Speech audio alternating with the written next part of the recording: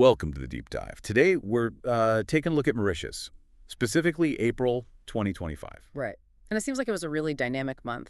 Yeah, lots happening, economic shifts, some important legal changes, those ongoing international things, and social stuff, too. We've looked at reports from the World Bank, the IMF, news articles, Al Jazeera, Mauritius Times, and some cultural info as well. Exactly. So the mission here is to just pull out the key insights, give you a clear picture of what was shaping the nation then, quickly. It's quite something, seeing all these different threads moving at once. A nation juggling quite a lot. Definitely. So let's start with the economy, because there's this, well, it seems like a bit of a contradiction. How so? Well, the World Bank said extreme poverty was basically eradicated, which is, great news. Huge achievement. But they also noted that back in 2017, a lot of people were still under what they call the upper middle income poverty line, like less than $6.85 a day. Right.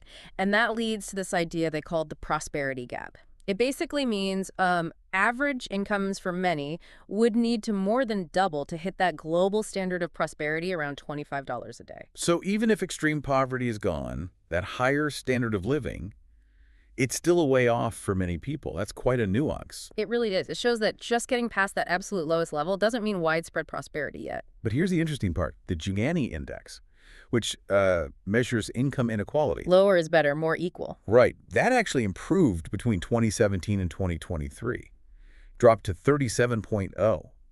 And the World Bank says that's largely down to government help. Public transfers, yeah. Making up over 60% of income for the poorest fifth of the population, that's a massive government intervention. It really is. Now, connecting that to the outlook then. Yeah. The IMF had some figures. Yeah, they saw decent growth in 2024, like 4.7%, driven by services, construction, tourism. The usual suspects, sort of. Pretty much. But they were forecasting a slowdown for 2025, down to maybe 3.0%. And the reasons. Weaker demand from outside the country, tourism easing off a bit, and a really severe drought hitting them. Okay, so that potential slowdown, that could put pressure on those government transfers we just talked about, couldn't it? Absolutely. It makes that balancing act much harder. The IMF also pointed to a widening current account deficit, spending more internationally than earning.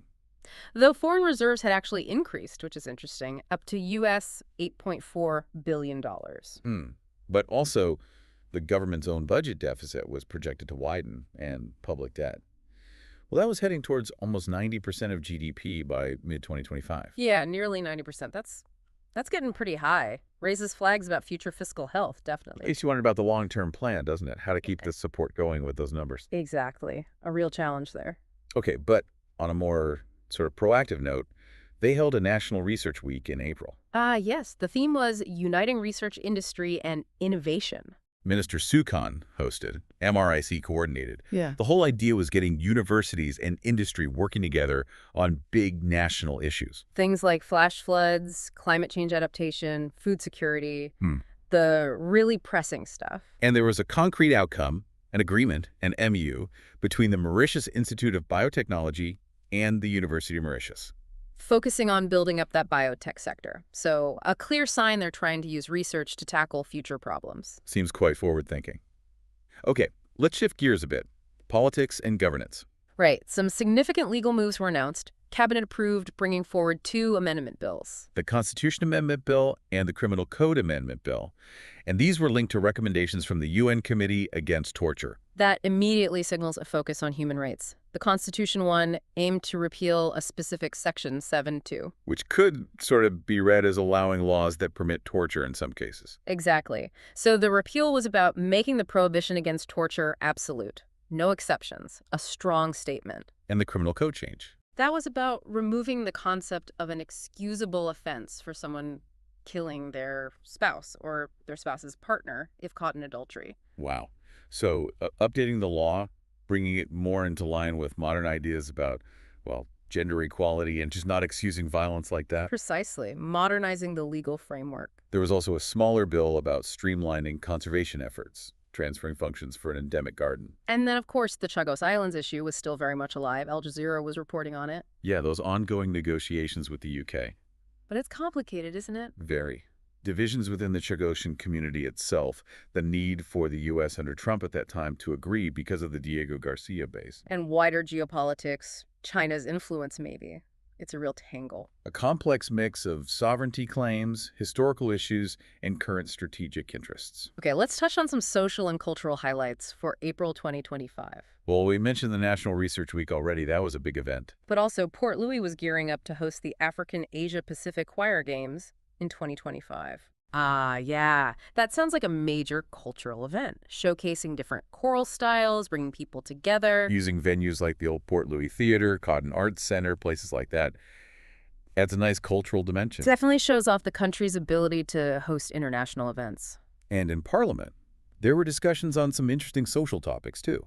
Like what? Things like integrating animal welfare into school education, the government's plans for stray dog control sterilization, registration, shelters, Practical local issues. and also tackling the health side effects of drug use, like HIV, hepatitis.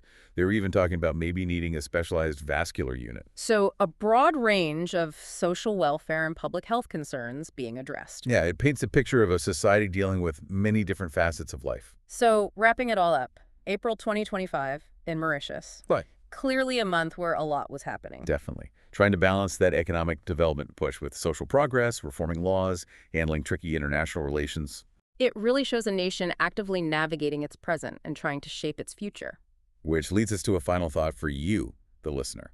Considering that projected economic slowdown we talked about, alongside this strong commitment to social support funded by public money, what kind of innovative, maybe difficult long-term strategies might Mauritius need to think about? To ensure they can maintain both economic stability and keep making progress on reducing inequality and improving life for everyone there. Something to ponder.